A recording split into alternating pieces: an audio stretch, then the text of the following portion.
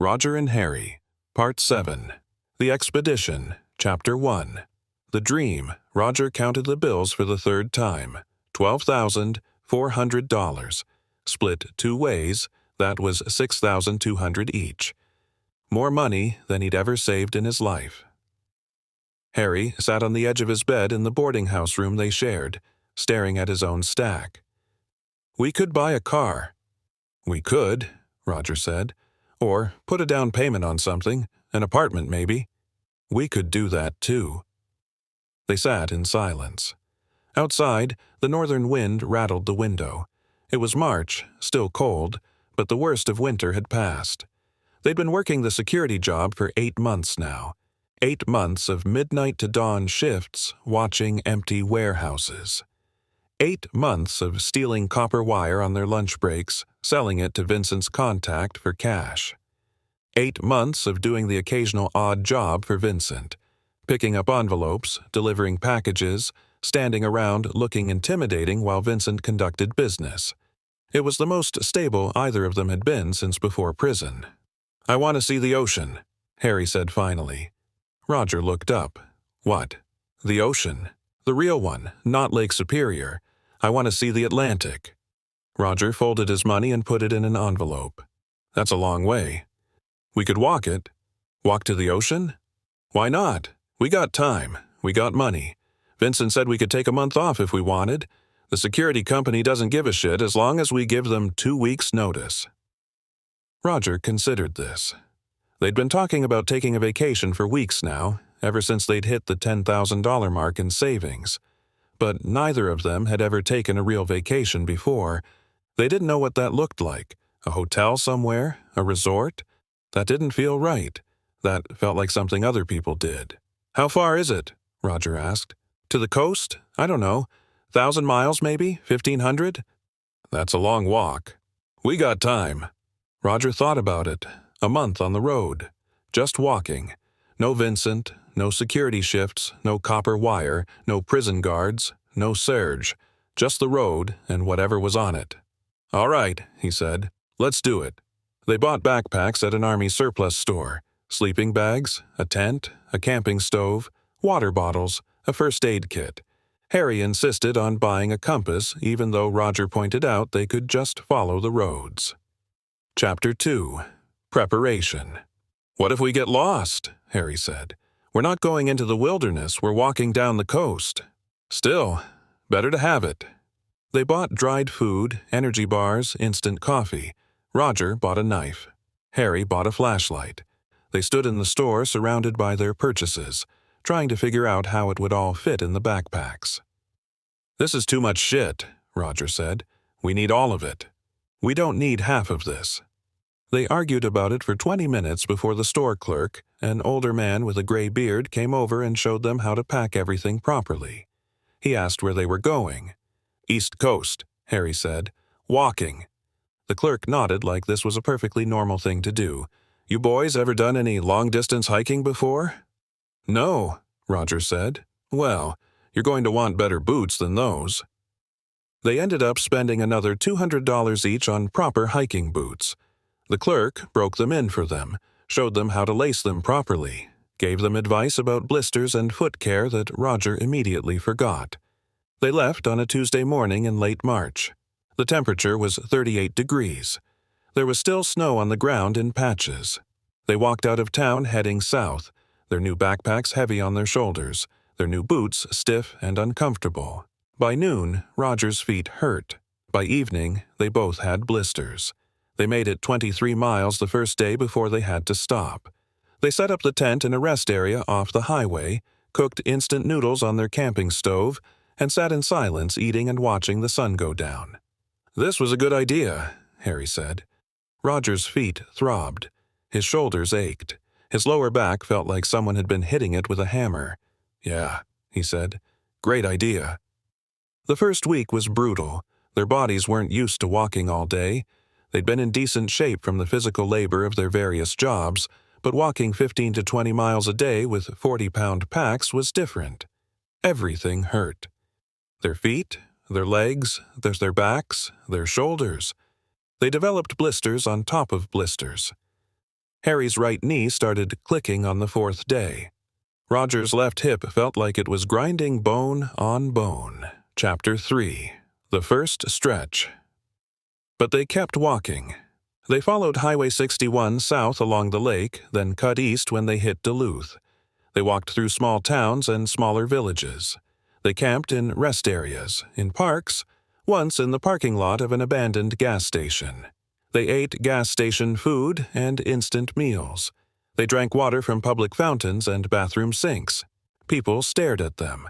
Two rough-looking men in their 30s with heavy backpacks and hard faces, walking along the highway like refugees from some disaster. Sometimes people offered them rides.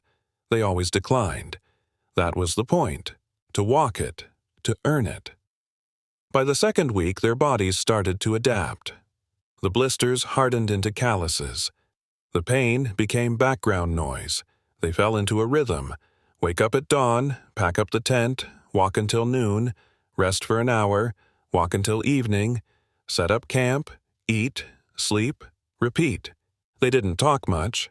There wasn't much to say. They'd known each other for over a decade. They'd been through prison together, through Surge, through all of it. They didn't need to fill the silence with words. On the 12th day, they crossed into Wisconsin. On the 15th day, they met the Christians. It was late afternoon. They were walking along a county road through farmland when they saw the compound. That's what Roger thought of it as immediately, a compound. A cluster of buildings surrounded by a wooden fence, a large barn, several smaller structures, what looked like dormitories. A sign out front read, New Dawn Community. All welcome. Chapter 4. The Compound. Let's keep walking, Roger said. But Harry had stopped. He was staring at the sign. Says all welcome. It's a cult. You don't know that. Look at it. It's obviously a cult. Maybe they have food. They were low on supplies. They'd planned to resupply in the next town, but according to the map, that was still 15 miles away. They'd been eating energy bars for 2 days. We're not going in there, Roger said. A woman appeared at the gate. She was maybe 40, wearing a long dress and a smile that was too wide. Hello, travelers. Are you hungry?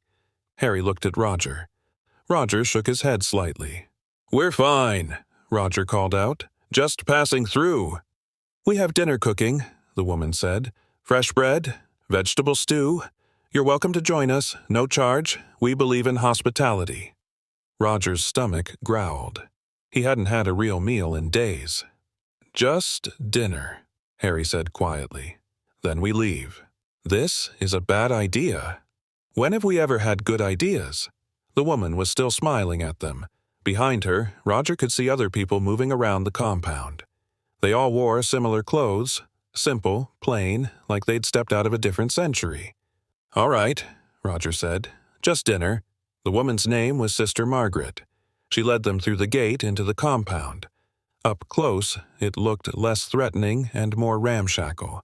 The buildings needed paint. The fence had gaps. Everything had a worn, tired quality to it. Chapter 5. Sister Margaret's Gospel. We're a community of believers, Sister Margaret explained as she walked them toward the main building. We've separated ourselves from the corruption of the modern world. We live simply, according to God's plan. What's God's plan? Harry asked. To prepare for the end times, to live righteously, to welcome all who seek truth. Roger and Harry exchanged a glance. They were led into a large dining hall. Long tables filled the space. Maybe 30 people sat eating, men, women, children. They all looked up when Roger and Harry entered. The room went quiet. A man stood up from the head table. He was tall, maybe 50, with long gray hair and a beard. He wore the same simple clothes as everyone else, but there was something about the way he carried himself that marked him as the leader. "Welcome, brothers," he said. His voice was deep and resonant. "I'm Brother Thomas. You've come at a blessed time. Please sit. Eat." They were given bowls of stew and thick slices of bread. The food was simple, but good. Real vegetables, real bread. After 2 weeks of instant meals and gas station sandwiches, it tasted like a feast. Brother Thomas sat across from them. "Where are you traveling from?" "Up north," Roger said. "And where are you going?" "East Coast?" "A pilgrimage?" "Something like that." Brother Thomas nodded sagely.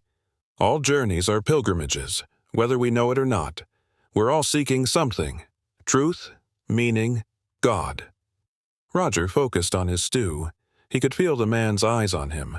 "How long have you been walking?" Brother Thomas asked. 2 weeks, Harry said. "And how much longer do you plan to walk?" "Another 2 weeks, maybe 3. A month on the road. That's a significant commitment. Most people can't handle that kind of discipline, that kind of sacrifice." Brother Thomas leaned forward. "You know what I see when I look at you two? I see men who understand hardship, men who've been tested, men who've survived." Roger set down his spoon. "We appreciate the meal, but we should get going." "It's almost dark," Sister Margaret said. She'd appeared beside their table. "You can't walk in the dark. Stay the night. We have beds. You can leave in the morning." "We have a tent," Roger said. "But why sleep on the ground when you can sleep in a bed?" Brother Thomas spread his hands. "We ask nothing in return. Just fellowship, conversation. Perhaps you'll share your story with us tonight. We gather in the evening for testimony. It would be an honor to hear from travelers." Harry looked at Roger. Roger could see the calculation in his friend's eyes. A real bed, a roof, maybe breakfast in the morning. "Just tonight," Harry said. Roger wanted to argue, but he was tired. His body ached. The thought of setting up the tent in the dark, of sleeping on the cold ground again, made him want to weep. "Just tonight," he agreed. They were given a room in one of the dormitories. 2 narrow beds, a small window, nothing else. It was clean and sparse. Roger set his backpack down and immediately felt uneasy. Chapter 6. Flight. "We're leaving first thing in the morning," he said. "Obviously. I mean it. Dawn. We're gone." "I know." They lay on the beds. After 2 weeks of sleeping on the ground, the mattresses felt impossibly soft. Roger stared at the ceiling. He could hear voices outside, people moving around, the sounds of the compound settling in for the night. "This is definitely a cult," he said. "Probably. We shouldn't have come in here. We needed food.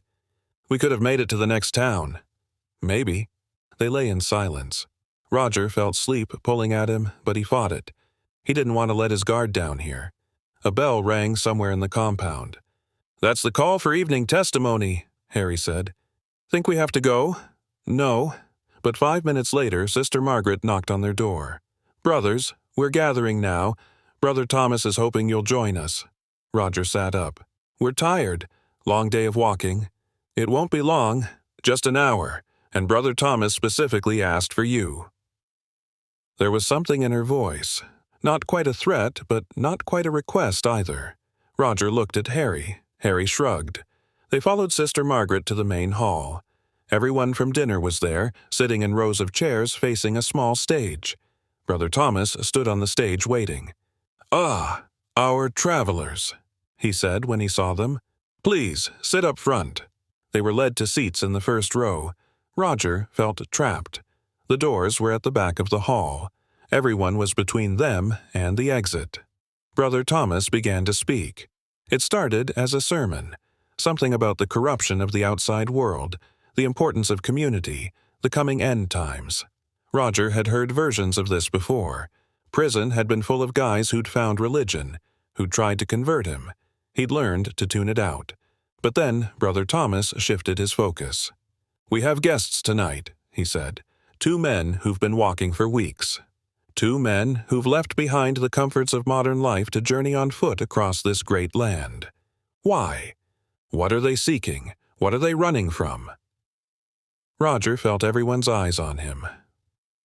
"I look at these men," Brother Thomas continued, "and I see pain. I see hardship. I see men who've been broken by the world and are trying to put themselves back together. Am I wrong, brothers?" He was looking directly at Roger now. "We're just walking," Roger said. "Just walking," Brother Thomas repeated. "But no one just walks for a month. No one leaves everything behind without a reason. You're seeking something. Maybe you don't even know what it is yet. But I know. You're seeking redemption. You're seeking purpose. You're seeking a home. We have a home, Harry said. Do you? Where is it? What's waiting for you when you finish this walk? Another job? Another empty room? Another day of meaningless labor? Brother Thomas spread his arms. Or you could stay here. You could join us. You could find real purpose, real community, real meaning. Roger stood up. We're leaving. In the morning, Brother Thomas said. You agreed to stay the night. Surely you can honor that commitment. The room was very quiet. Roger could feel the weight of 30 people staring at him. He looked at the doors. 2 men stood there now. They hadn't been there before. Sit down, brother, Brother Thomas said gently. Let me finish. Then you can make your choice. Roger sat down slowly. Beside him, Harry was tense, coiled. Brother Thomas talked for another 30 minutes. He talked about the end times, about the collapse of society, about how only the righteous would survive. He talked about the community they'd built, how they were self-sufficient, how they were prepared. He talked about the outside world, the violence, the corruption, the emptiness. And he kept coming back to Roger and Harry, how they were perfect candidates, how they understood hardship, how they'd already proven they could survive, how they just needed guidance, purpose, a family. When he finally finished, everyone stood and began to sing. A hymn Roger didn't recognize. The voices filled the hall, echoing off the walls. Sister Margaret appeared beside them. You must be tired. Let me show you back to your room. They followed her out. The 2 men at the doors watched them leave but didn't move. Back in their room, Roger immediately went to his backpack. Everything was still there. He checked Harry's, also untouched. We're leaving, Roger said quietly. Now. It's dark. I don't care. We're not staying here. Harry nodded. They packed quickly, quietly. Roger eased the door open. The compound was dark except for lights in the main hall where people were still singing. They moved along the wall of the dormitory, staying in the shadows. The gate was 50 yards away. Roger could see it in the moonlight. They were halfway there when a voice called out, Brothers, where are you going? Brother Thomas stood on the porch of the main building. Behind him, the singing had stopped. Roger and Harry ran. They hit the gate at full speed. It wasn't locked. They burst through and onto the road, their backpacks bouncing, their boots pounding the pavement. Behind them, they heard shouting, footsteps. They ran for a quarter mile before Roger risked a look back. No one was following. The compound was just a cluster of lights in the distance. They slowed to a walk, breathing hard. Told you it was a cult, Roger said. Yeah, Harry said. You were right. They walked through the night, putting as much distance as possible between themselves and the New Dawn community. They didn't stop until dawn, when they finally collapsed in a ditch beside the road and slept for 3 hours with their backpacks as pillows and one eye open. They reached the next town around noon, a small place called Millerton, population maybe 2,000. They resupplied at a grocery store, bought hot food from a diner, and sat in a park eating and recovering. Chapter 7. The Town. No more accepting hospitality from strangers, Roger said. Agreed. They studied their map. They were making good progress. Another week, and they'd be in Michigan. Another week after that, they'd hit the coast. An old man sat down on the bench next to them. He was maybe 70, wearing overalls and a John Deere cap. You boys hiking? He asked. Yeah, Harry said. Where to? East Coast. The old man nodded. That's a good walk. I did something similar when I was your age. Walked from here to Montana and back. Took me 3 months. Why'd you do it? Roger asked. The old man thought about it. Seemed like a good idea at the time. Plus I was running from the law. He laughed. Statute of limitations is long past now, so I can admit it. Robbed a liquor store. Stupid kid stuff. Figured if I walked far enough, they'd forget about me. And they did. Roger and Harry looked at each other. You boys running from something? The old man asked.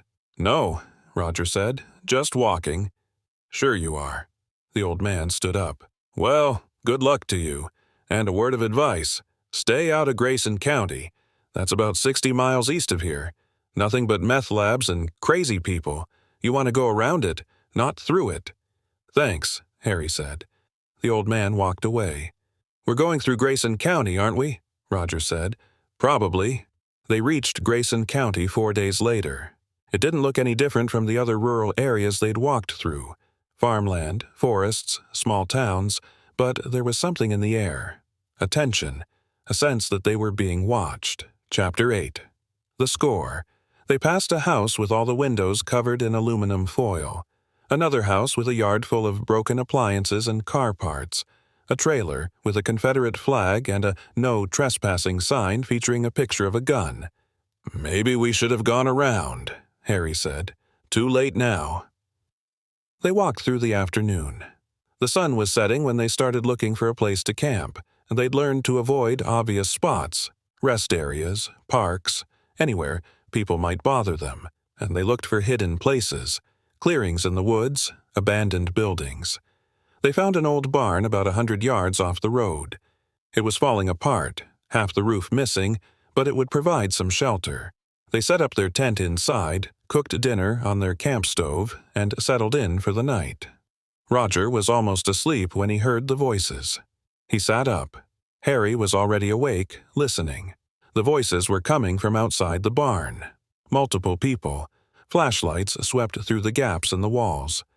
"Someone's in there," a voice said. "Probably just kids," another voice replied. "We should check." Roger and Harry grabbed their backpacks. There was a back door to the barn, half off its hinges. They slipped through it and into the woods behind the barn. Behind them, they heard the barn door open. More voices. Flashlights. They moved through the woods as quietly as they could. It was dark, hard to see. Roger kept his hand on Harry's backpack so they wouldn't get separated. They emerged onto a dirt road. In the distance, they could see lights. A house or building of some kind. "This way," Harry whispered. They followed the road away from the lights. After a quarter mile, the road ended at another building. This one was larger, more industrial. Some kind of warehouse or factory. The door was unlocked. They slipped inside and closed the door behind them. Roger pulled out his flashlight and turned it on. The beam illuminated rows of tables covered in equipment. Glass beakers, tubes, burners, boxes of cold medicine, bottles of chemicals. The smell hit them a second later. Sharp, chemical, wrong. "Oh, fuck," Harry said. They were standing in a meth lab. Roger turned off the flashlight. "We need to leave." "Where? Those people are still out there." "I don't care, we can't stay here." But before they could move, they heard an engine. A vehicle pulling up outside, doors opening, voices. Roger and Harry looked at each other in the darkness. "Hide," Roger whispered. They moved deeper into the building, away from the door. They found a storage room in the back, filled with boxes and equipment. They squeezed behind a stack of boxes and waited. The front door opened. Lights came on. Footsteps. "Told you, we should have locked it," a voice said. "Who's going to break into a meth lab?" Another voice replied. "Cops, DEA, rival cooks." "Relax, everything's fine." Roger barely breathed. Beside him, Harry was completely still. They heard the sounds of work beginning, equipment being moved, the hiss of burners, chemical smells intensifying. Voices discussing temperatures and measurements and timing. Hours passed. Roger's legs cramped, his back ached. He needed to piss desperately, but he didn't move. Finally, around 3 in the morning, the work stopped. The lights went off. The door closed. The engine started and faded into the distance. They waited another 30 minutes before they moved. "We're never doing this again," Roger said. Agreed. They grabbed their backpacks and left the building. Outside, the night was quiet. No voices, no flashlights. They walked back to the road and kept walking, not stopping until the sun came up and they were miles away from Grayson County. They found a rest area and collapsed on a picnic table. "I think we're cursed," Harry said. "We're not cursed. We're just unlucky." "What's the difference?" Roger didn't have an answer for that. They slept for a few hours, then kept walking. They had 2 weeks left. 2 weeks to reach the coast and turn around. 2 weeks to avoid any more cults, meth labs, or whatever else the universe wanted to throw at them. It seemed impossible, but they kept walking anyway. They crossed into Michigan 3 days later. The landscape changed. More trees, more water, more hills. Their bodies had fully adapted to the walking now. The pain was still there, but it was manageable. Background noise. They could do 25 miles a day without stopping. They'd developed a system. Roger navigated. Harry managed their supplies and money. They took turns carrying the tent. They didn't argue much anymore. There wasn't energy for it. On their 23rd day of walking, they reached a town called Riverside. Population 3,500 according to the sign. Big enough to have a proper grocery store, a laundromat, maybe a cheap motel if they wanted to splurge on a real shower. They found a diner first. Sat in a booth and ordered everything. Eggs, bacon, pancakes, hash browns, toast, coffee. The waitress looked at them like they were refugees, which wasn't far from the truth. "You boys look like you've been through it," she said. "Walking to the coast," Harry said. "From where?" "Minnesota." She whistled. "That's dedication. Or insanity. Maybe both." They ate in silence, shoveling food into their mouths. Roger couldn't remember the last time something tasted this good. Real eggs, real bacon, not freeze-dried, not instant, not from a gas station wrapper. When they finished, they asked the waitress where the laundromat was. She gave them directions. 2 blocks down, across from the library. They walked there, their backpacks heavy with dirty clothes. The laundromat was empty except for an old woman folding towels in the corner. They loaded their clothes into machines, added detergent, fed quarters into the slots. "I'm going to find a bathroom," Harry said. "Watch the stuff." Roger nodded. He sat in a plastic chair and watched their clothes tumble through the soapy water. The old woman finished her folding and left. He was alone. He must have dozed off. The walking, the big meal, the warmth of the laundromat, it all caught up with him. When he jerked awake, his neck stiff, he looked at the clock. 20 minutes had passed. The washing machines had stopped. Harry's backpack was gone. Roger stood up fast, his heart suddenly pounding. He looked around the laundromat. Empty. He checked the bathroom.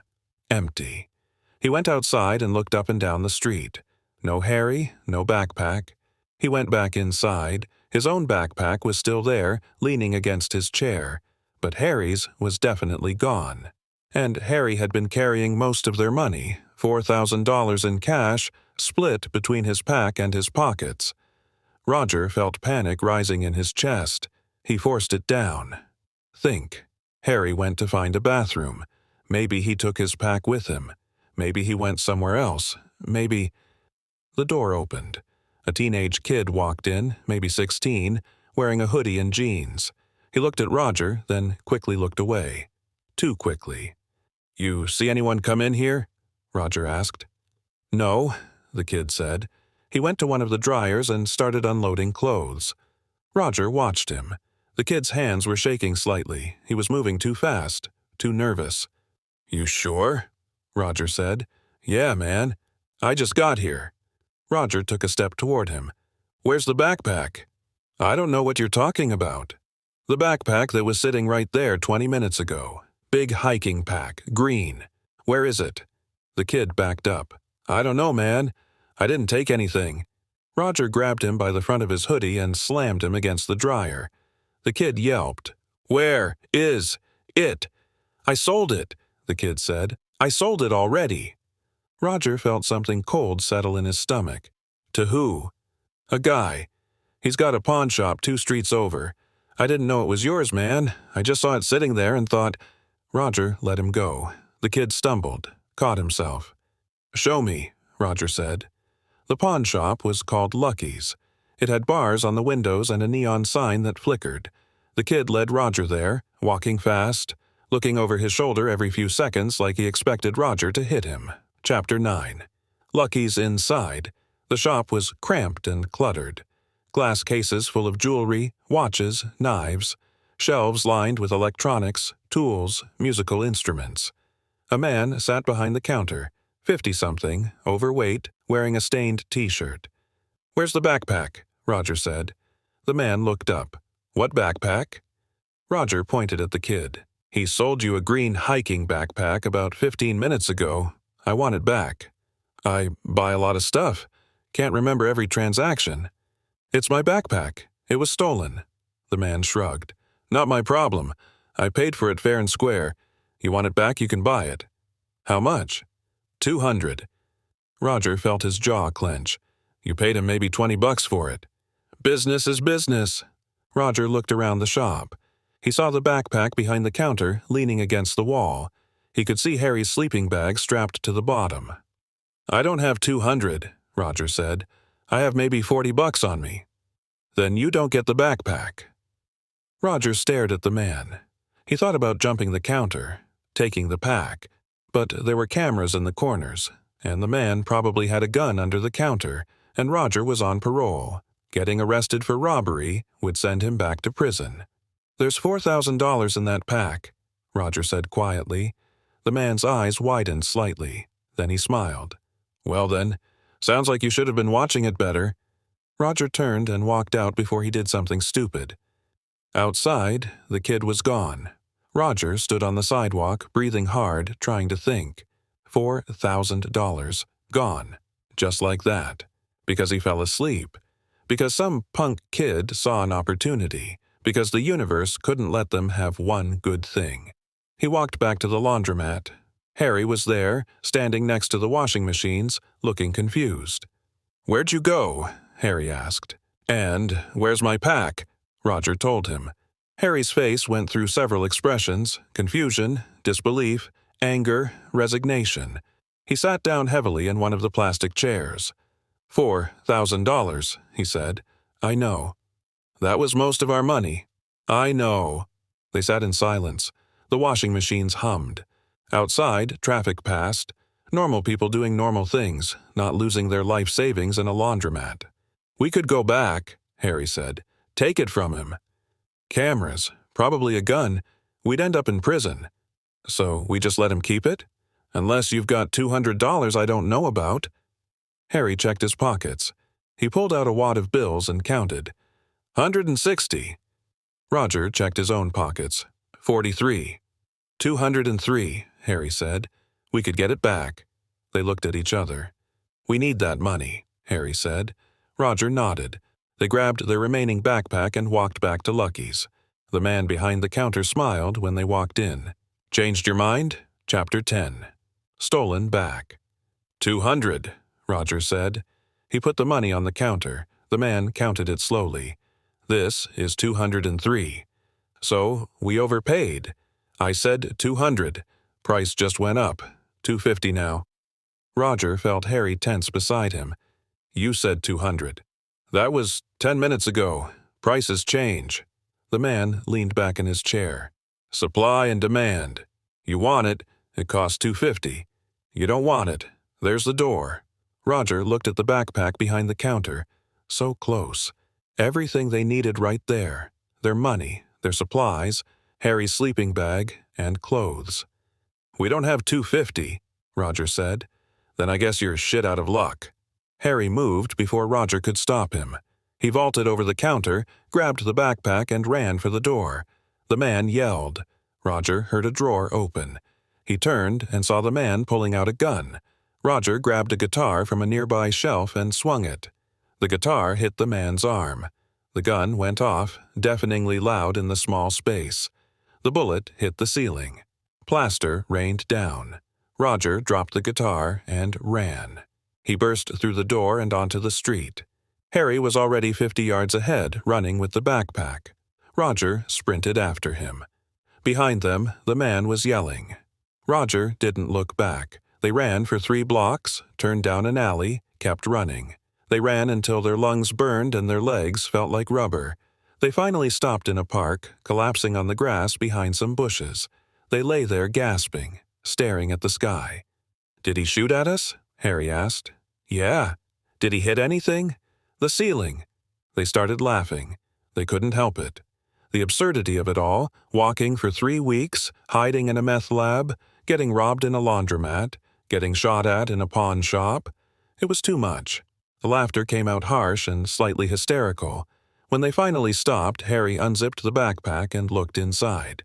"It's all here," he said. "Money, everything." "We need to leave this town," Roger said. "Yeah." They packed up and started walking. They didn't stop until they were 5 miles outside Riverside, until the town was just a smudge on the horizon behind them. They set up camp in a grove of trees off the highway, made dinner, sat in silence eating and watching the sunset. "We're not very good at this," Harry said. "At what?" "Vacationing." Roger almost smiled. "No, we're really not." They reached the coast on their 31st day of walking. They came over a hill, and there it was, Lake Michigan stretching out to the horizon, blue and vast and endless. Not the Atlantic, but close enough. They'd made it.